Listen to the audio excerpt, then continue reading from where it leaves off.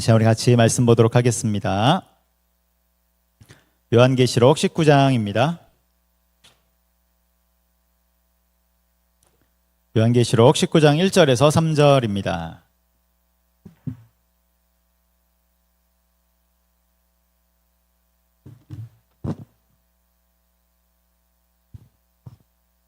요한계시록 19장 1절에서 3절 우리 한 절씩 교독하도록 하겠습니다. 1절에서 3절 한 절씩 교독합니다. 이르에 내가 들으니 하늘에 허다한 무리의 큰 음성 같은 것이 있어 이르되 할렐루야 구원과 영광과 능력이 우리 하나님께 있도다.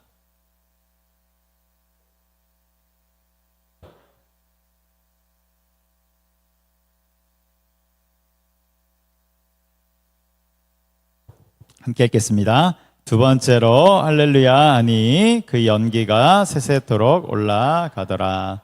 아멘. 오늘도 금요기도에 오신 여러분들 주님의 이름으로 환영하고 축복합니다.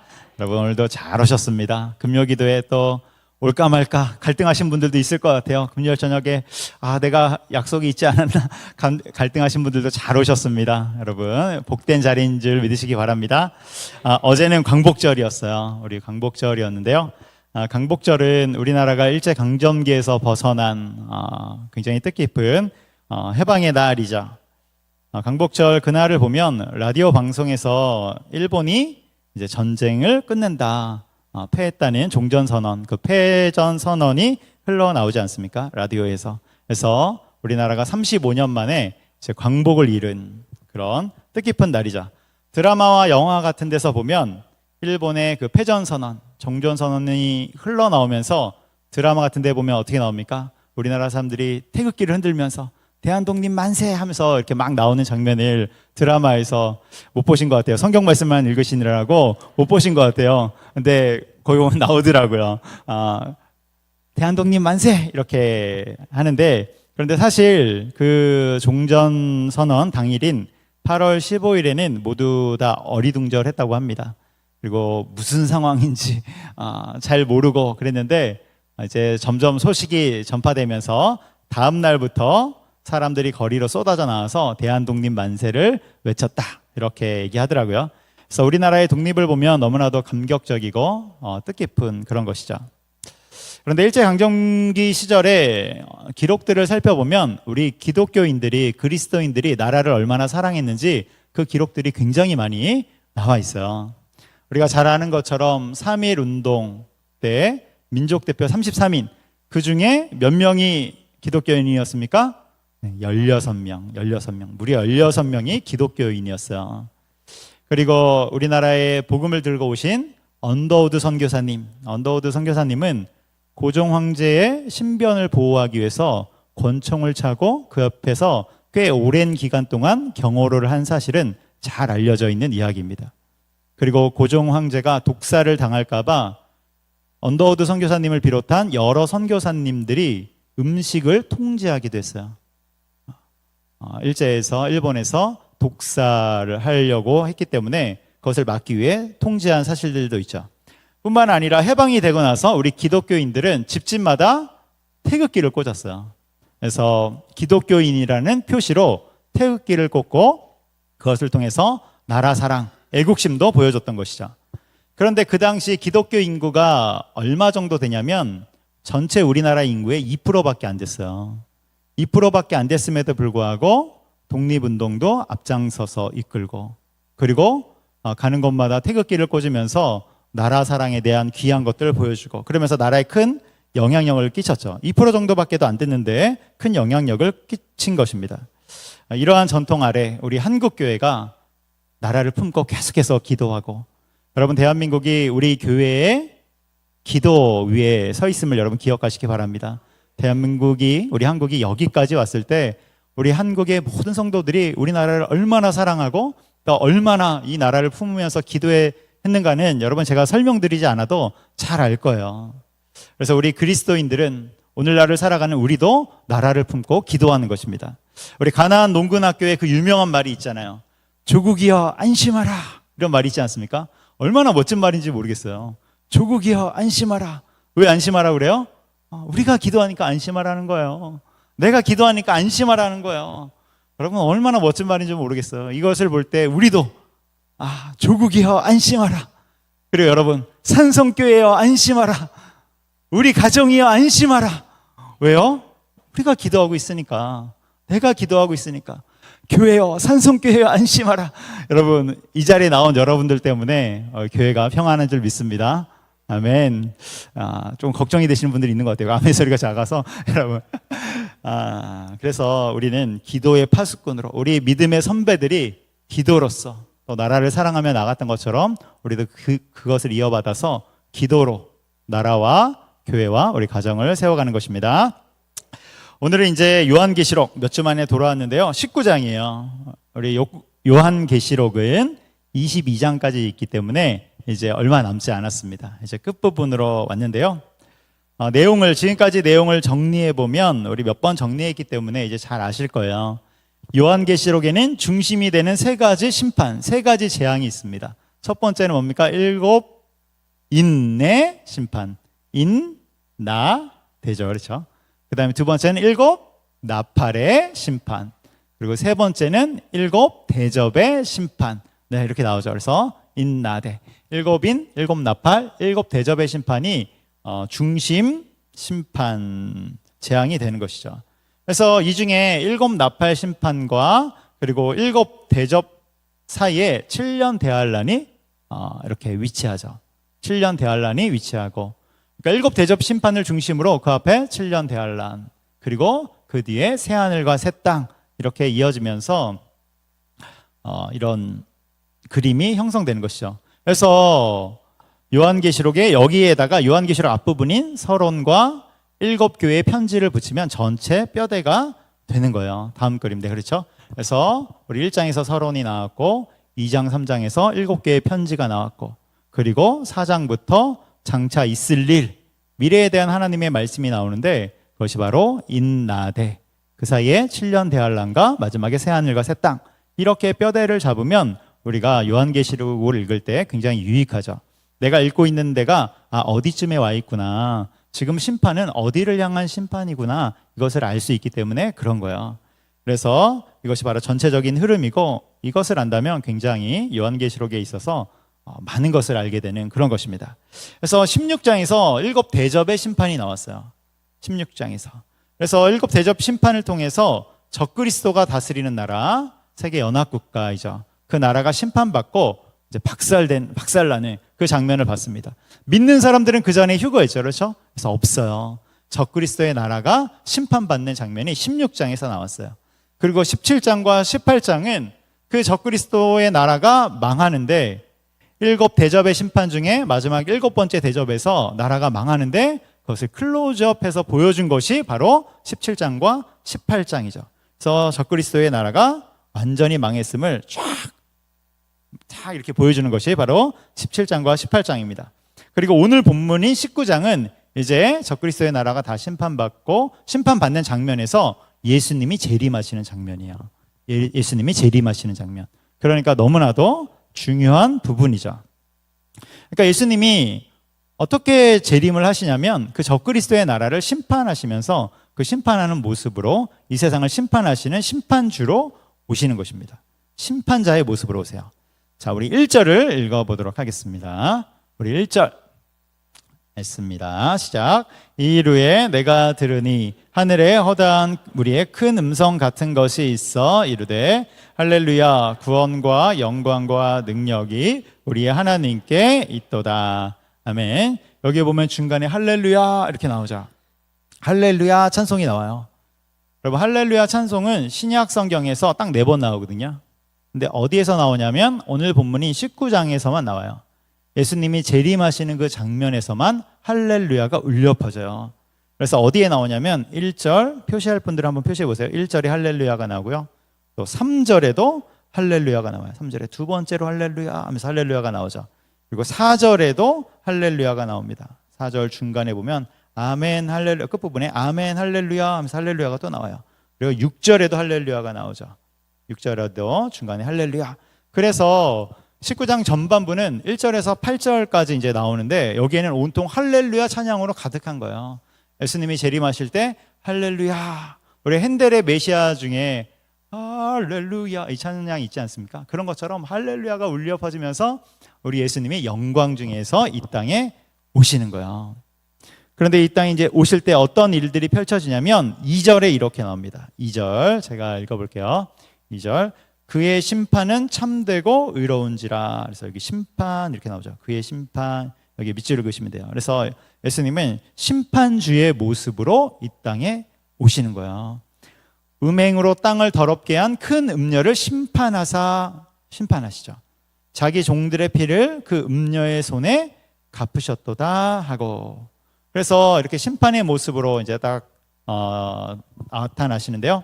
그래서 오늘 본문을 통해서 오늘 본문이 예수님의 재림, 그 재림의 사건인데 여기에는 두 가지 중요한 사건을 보여줘요. 두 가지 중요한 사건. 이것이 딱 일어나요. 예수님이 재림하실 때 두 가지 중요한 사건이 일어나는데 첫 번째는 어린 양의 혼인잔치. 다시 말해 천국잔치죠. 예수님이 오셨으니까 천국잔치가 펼쳐지는 거예요. 어린 양의 혼인잔치. 그래서 그날은 믿는 자들에게는 예수님과 우리 신랑 되신 예수님을 만나는 그 혼인잔치가 펼쳐지는 그 날이 되는 것이죠. 그래서 7절에 이렇게 나옵니다. 우리 6절까지는 8절까지 계속 찬양이지만 그 중에 7절에 이렇게 나와요. 7절 우리 한번 같이 읽겠습니다. 시작. 우리가 즐거워하고 크게 기뻐하며 그에게 영광을 돌리세. 어린 양의 혼인 기약이 이르렀고 그의 아내가 자신을 준비하였으므로. 이렇게 나오죠. 저 중간에 보면 어린 양의 혼인 기약, 혼인의 날, 혼인잔치가 이르렀다. 그래서 그의 아내, 우리 성도들이죠. 신부는 바로 성도들이잖아요. 성도들이 자신을 준비하였으므로 단장했다는 거예요. 이제 영광스러운 그날을 위해서 신부들이, 성도들이 단장했다는 것이죠. 그래서 예수님의 재림의 날은 우리 혼인잔치가 펼쳐지는, 우리는 신부로서 예수님을 맞이하는 그 영광스러운 날이 되는 것이죠. 그래서 우리는 단장을 하고 신부로서 예수님을 맞이하러 나갈 때 중요한 한 가지가 있어요. 그것은 결혼식이기 때문에 예복을 입는단 말이에요. 예복을 입게 돼요. 이 부분이 굉장히 중요합니다. 예복을 입는다. 이 부분이 굉장히 중요하다고 이미 말씀드린 바가 있어요. 여러분 마태복음 22장에 보면 혼인잔치의 비유가 나오죠. 혼인잔치의 비유. 그러니까 예수님이 이 땅에 재림하실 때 그때의 사건을 비유적으로 알려주신 것이 바로 마태복음 22장의 혼인잔치의 비유이죠. 거기에 보면 임금이 하나님이죠. 자기 아들을 위하여, 예수님이죠, 잔치를 베풀어요. 혼인잔치이죠. 그래서 종들을 보내서 사람들에게 청합니다. 혼인잔치에 오도록 청해요. 여기에 맨 처음에 청함을 받은 사람들은 유대인이죠. 유대인을 말씀하는 거예요. 그런데 유대인들이 거부해요. 나는 바쁘다. 나는 사업하러 가야 된다. 나는 밥 매러 가야 된다. 그러면서 유대인들이 다 거부하는 거예요. 그런 과정에서 임금이 보낸 종들을 다 잡아 죽이죠. 이 종은 선지자들이잖아요. 하나님이 보낸 선지자들을 다 잡아 죽여요. 그래서 이제 그 혼인잔치의 초청장이 유대인에서 다른 사람들을 향하게 돼요. 다른 사람들을 향해서 가게 되는데 그 다른 사람들이 바로 이방인이죠. 이방인에게로 구원의 초청장이 향하는 것입니다. 그래서 임금이 명하기를 뭐라고 말하냐면 길에 가서 만나는 대로 사람들을 다 초청하라. 다 초청해. 이제는 가리지 말고 다 초청하라. 이렇게 이야기해서 이방인의 구원이죠. 그래서 사람들이 몰려드는데 마태복음 22장 10절에 이렇게 나옵니다. 마태복음 22장 10절 보여주세요. 자, 네, 마태복음 22장 10절 읽도록 하겠습니다. 시작. 종들이 길에 나가 악한 자나 선한 자나 만나는 대로 모두 데려오니 혼인잔치에 손님이 가득한지라. 그래서 다 초청해요. 그러니까 정말 많은 사람들이 다 오는 거죠. 그런데 흥미로운 것은 여기에 악한 자나 선한 자나 다 온다는 거예요. 여러분 악한 자도 혼인잔치에 다 참여한다는 거예요. 이건 뭐냐면 구원이 누구에게나 다 열려 있음을 보여주는 거예요. 구원은 누구에게나 다 열려 있다. 그런데 다음 절인 22장 11절에 이렇게 나오죠. 22장 11절. 네, 제가 읽을게요. 임금이 손님들을 보러 들어갈세. 그래서 많은 사람들이 왔어요. 그래서 거기 가보니까 예복을 입지 않은 한 사람을 보고, 예복을 입지 않은 사람이 있는 거예요. 혼인잔치인데 예복을 입지 않은 사람을 발견해요. 그래서 어떻게 하냐면 다음 절 이르되 친구여 어찌하여 예복을 입지 않고 여기 들어왔냐? 그러니까 그가 아무 말도 못하죠. 13절 임금이 사원들에게 말하되 그 손발을 묶어 바깥 어두운 데 내던지라. 그래서 바깥 어두운 데가 지옥이죠. 바깥 어두운 데는 어디 바깥이냐면 하나님의 임재의 바깥이에요. 그래서 지옥에 가는 거죠. 그래서 거기서 슬피 울며 이를 갈게 되리라 하니라. 그래서 마태복음 22장 14절에 이렇게 말합니다. 함께 읽겠습니다. 시작. 청함을 받은 자는 많되 택함을 입은 자는 적으니라. 아멘. 구원은, 복음은 누구나 들을 수 있어요. 다 열려 있어요. 그러나 택함을 받은 사람은 적다. 실제로 주님 앞에 구원받은 사람들은 많지 않다, 이렇게 이야기하고 있는 거예요. 그렇다면 여러분, 그 혼인잔치에 다 올 수 있어요. 초청장도 받을 수 있고, 여러분 교회도 올 수 있고, 다 올 수 있어요. 그런데 실제로 천국잔치가 열렸을 때 신부로서 그 혼인잔치에 참여하는 사람은 누구예요? 예복을 입은 사람. 아까 예복을 입지 않았기 때문에 쫓겨난 그 사람을 봤잖아요. 예복을 입은 사람이 바로 혼인잔치에 참여하게 되는 거예요. 그래서 예복이 중요한 거예요. 여러분, 우리가 혼인잔치에 참여하려면, 마지막 날 예수님의 그 천국잔치에 참여하려면 예복이 있어야 돼요.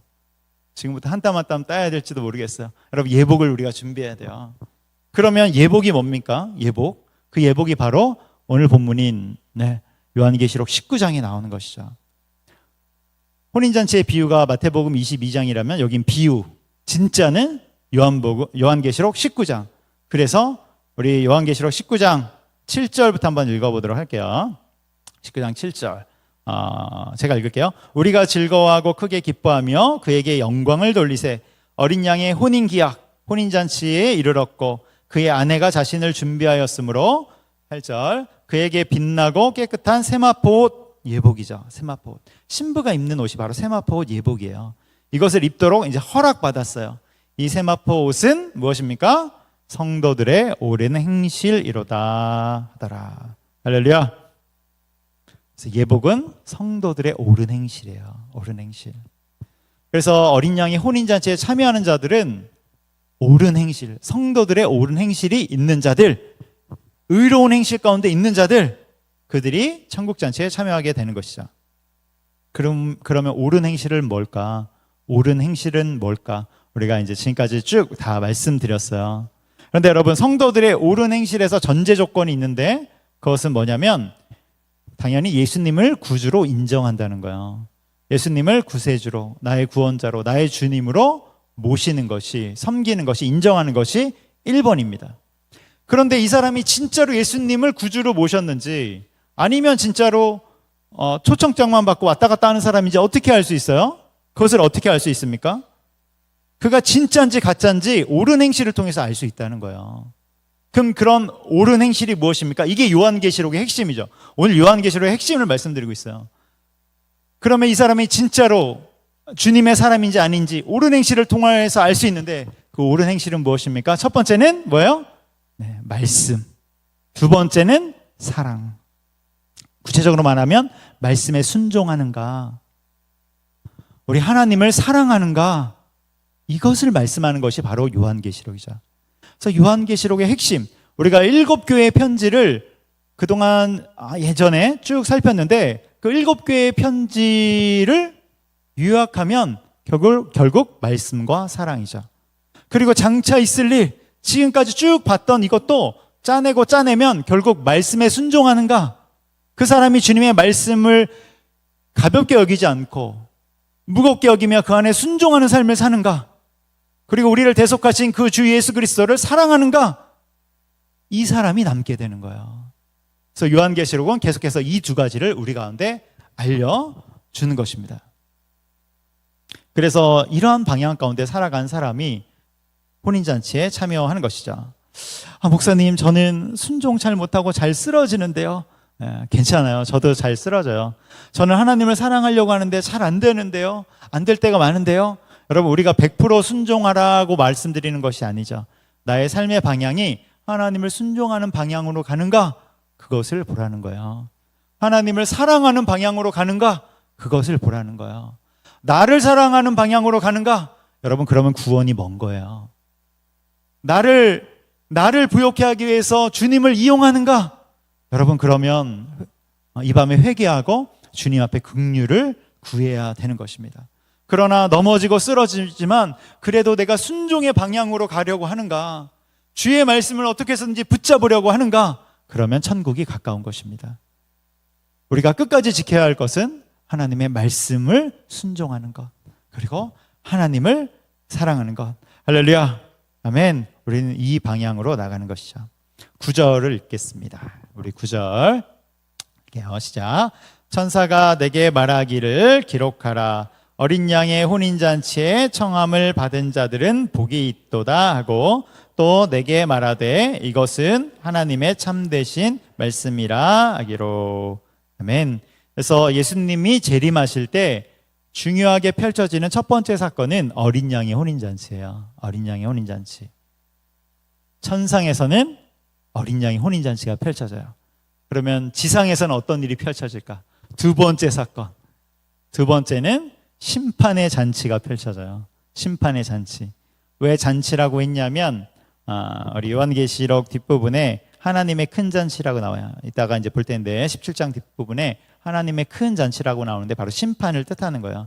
그러니까 예수님이 재림하실 때 믿는 자들은 천국 잔치가 펼쳐지고, 이 땅에 믿지 않는 자들은 심판의 그 엄청난 일이 일어나는 것이죠. 11절 읽어보도록 하겠습니다.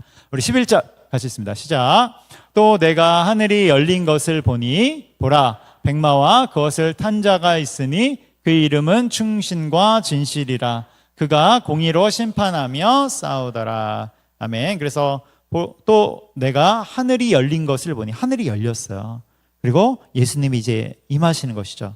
보라, 백마와 그것을 탄 자, 예수님이죠. 그동안 사단이 흉내냈어요.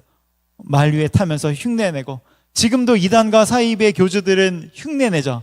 그래서 이단과 사이비 교주들은 이 말, 백마 위에 탄 사진을 다 한 장씩 갖고 있잖아요. 혹시 보셨나요? 정말 사진전을 해야 돼요. 쫙 이렇게 다 가지고 있어요. 예수님을 흉내내는 것이죠. 그런데 이제 진짜 예수님이 오시는 거예요.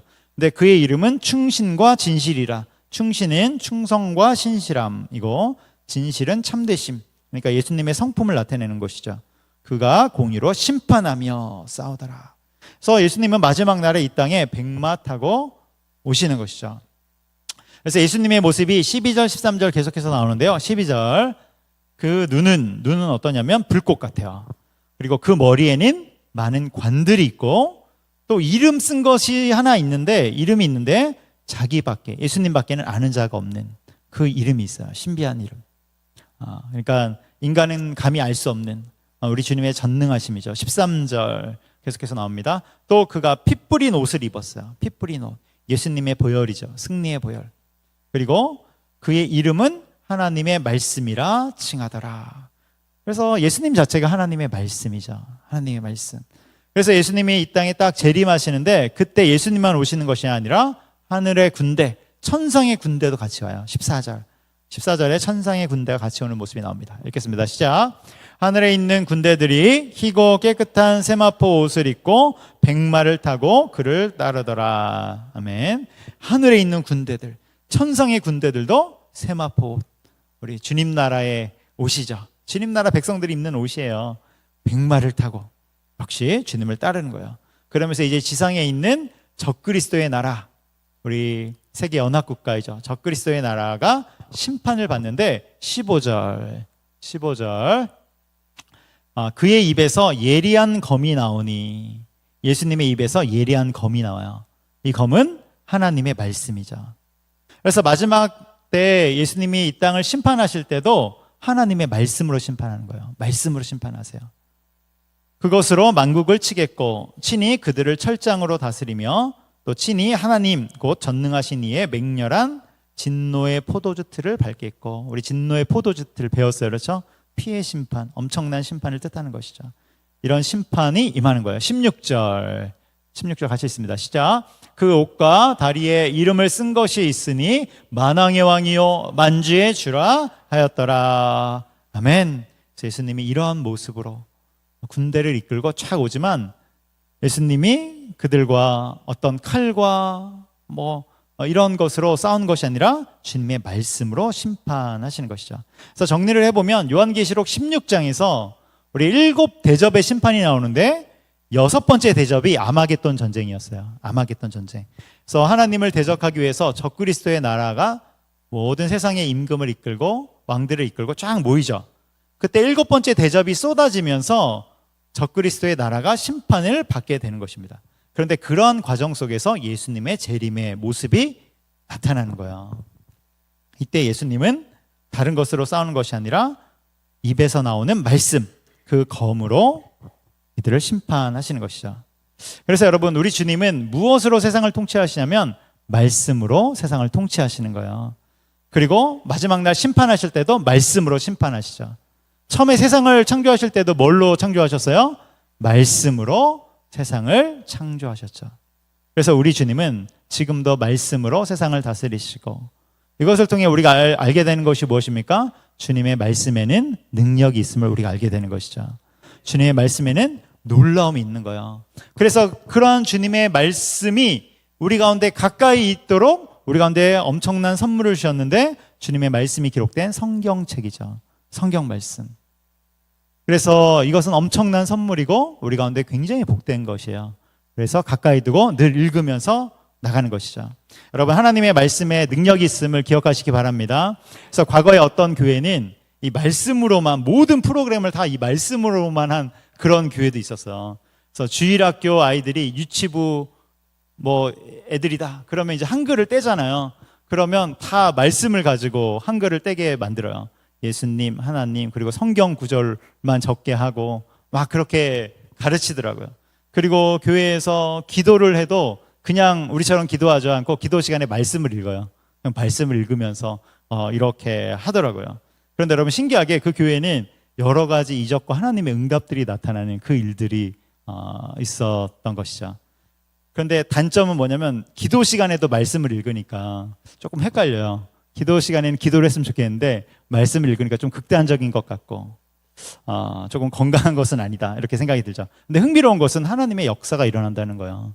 주일학교 아이들도 그 말씀을 적다가 하나님을 만나는 그 일들이 굉장히 많이 일어나고, 무엇입니까? 하나님의 말씀 자체가 능력이 있다는 것이죠. 여러분, 이것은 놀라운 이야기입니다. 하나님의 말씀, 우리 가운데 주신 이 놀라운 선물을 여러분 간직하고 가까이 하시고 늘 읽으시기 바랍니다. 그래서 하나님이, 우리 주님이 말씀으로 세상을 심판하면서 적그리스도의 나라를 접수하세요. 그래서 심판을 딱 했어요. 말씀으로 딱 심판하니까 그 이후에 완전히 처참한 결과가 나타나요. 이 세상에 심판의 결과, 처참한데 17절부터 끝절까지 그 모습이 나와요. 17절 읽겠습니다. 시작. 또 내가 보니 한 천사가 태양 안에 서서 공중에 나는 모든 새를 향하여 큰 음성으로 외쳐 이르되 와서 하나님의 큰 잔치에 모여. 하나님의 큰 잔치 나왔죠. 우리 천상에서는 어린 양의 혼인잔치, 지상에서는 하나님의 큰 잔치. 그래서 내가 보니 천사가 외치는 거예요. 새들에게 선포하는 거예요. 하나님의 큰 잔치다, 모여라. 그래서 큰 잔치가 뭔지 봤더니 18절에 나와요. 18절. 왕들의 살과 장군들의 살과 장사들의 살과 말들과 그것을 탄 자들의 살과 자유인들과 종들이나 작은 자나 큰 자나 모든 자들의 살을 먹으라 하더라, 이렇게 나와요. 그래서 좀 잔인하지만 여기 살은 이제 다 죽은 그런 것들이죠. 시신들이죠. 그래서 온 사방에 사람들이 다 죽어 있는 거예요. 처참한 최후이죠. 19절 제가 읽을게요. 또 내가 봄에 그 짐승 누구입니까? 네, 오랜만에 나왔어요. 적그리스도와 땅의 임금들과 그의 군대들이 모여 그 말탄 자 예수님과 그의 군대, 천상의 군대와 더불어 전쟁을 일으키다가, 아마겟돈 전쟁이죠. 6번째 대접에서 나왔어요. 20절. 짐승이 잡히고, 적그리스도 잡혔습니다. 그 앞에서 표적을 행하던 거짓 선지자도 함께 잡혔어요. 다 잡혔어요. 이는 짐승의 표를 받고 그의 우상에게 경배하던 자들을 표적으로 미혹하던 자라. 이 둘이 산채로 유황불 붙는 못에 던져지고, 유황불 붙는 못, 불못, 지옥이죠. 지옥에 그대로 들어가게 되는 것입니다. 표적으로 미혹했대요. 여러분, 표적과 이적과 기사는 우리의 중요한 어떤 표징이 될 수 있지만 중요한 것은, 결정적인 것은 아니라는 것을 항상 알아야 돼요. 그래서 그것으로 사람들을 미혹하던 적그리스도와 거짓 선지자가 잡혀서 산채로 지옥으로 들어가는 어마어마한 심판을 받게 돼요. 그럼 사단은 어떻게 됐을까? 얘네 1, 2, 3 삼총사잖아요. 적그리스도, 앞잡이, 사단. 사단은 어떻게 됐을까? 우두머리. 20장 2절이 나옵니다. 20장 2절 읽습니다. 시작.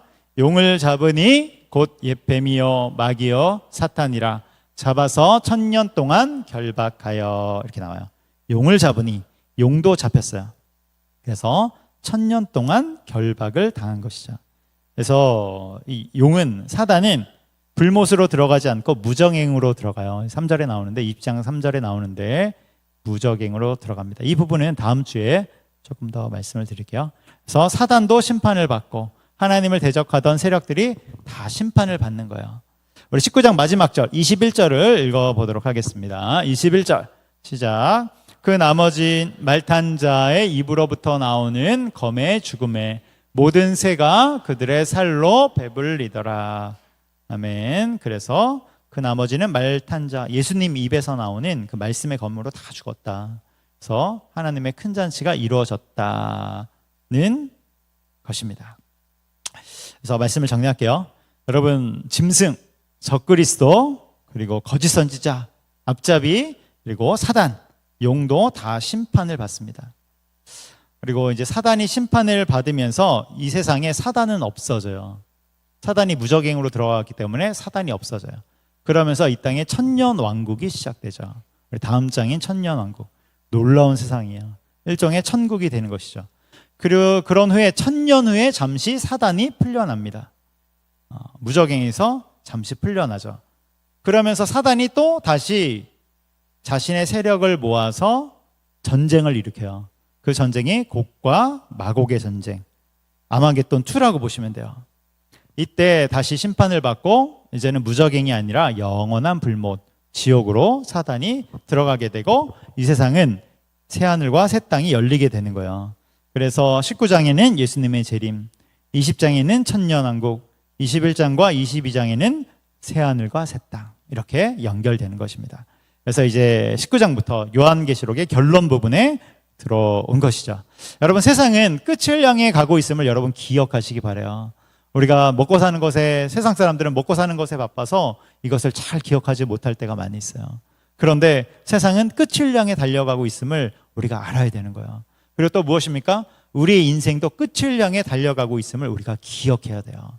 세상은 우리가 이것을 기억하지 못하도록 계속 우리를 미혹하고 또 혼란스럽게 만들고 바쁘게 만들고 그렇게 하지만 그것이 아니라 우리의 인생은 끝이 있고 또 우리가 20장에 보겠지만 새하늘과 새 땅에 들어가기 전에는 우리 주님의 심판대 앞에 서게 된다. 이것을 기억해야 되는 것입니다. 이것을 아는 것이 종말 신앙이죠. 그래서 끝이 있음을 아는 자들은 어떻게 살아갑니까? 주님 나라의 신부로서 자신을 단장하는 거예요. 주님의 말씀과 거룩함으로 나를 지키며 신부로서 단장하는 것입니다. 또한 세상에 끝이 있음을 알리면서 많은 사람들이 구원 가운데 나올 수 있도록 초청하는 것이죠. 복음을 전파하면서 살아가는 것입니다. 여러분, 요즘 세상의 중심에는 하나님을 대적하는 것들이 참 많은데 그 중심에는 무신론이 있죠. 무신론이 있어요. 19세기에 기독교 진리를 대항하던 그런 것들 중에 유물론이 있지 않습니까? 유물론은 쉽게 말하면 보이는 것만 믿겠다, 그런 것이죠. 보이는 것만 믿겠다. 무신론 그러면 좀 없어 보이니까 유물론 그러면 뭔가 있어 보이잖아요. 좀 어려워 보이고. 그런데 요약하면 보이는 것만 믿겠다, 그런 것이죠. 무신론의 또 다른 형태이죠. 당시 이것에 많은 사람들이 영향을 받았고 지금도 역시 이것에 영향을 받고 있어요.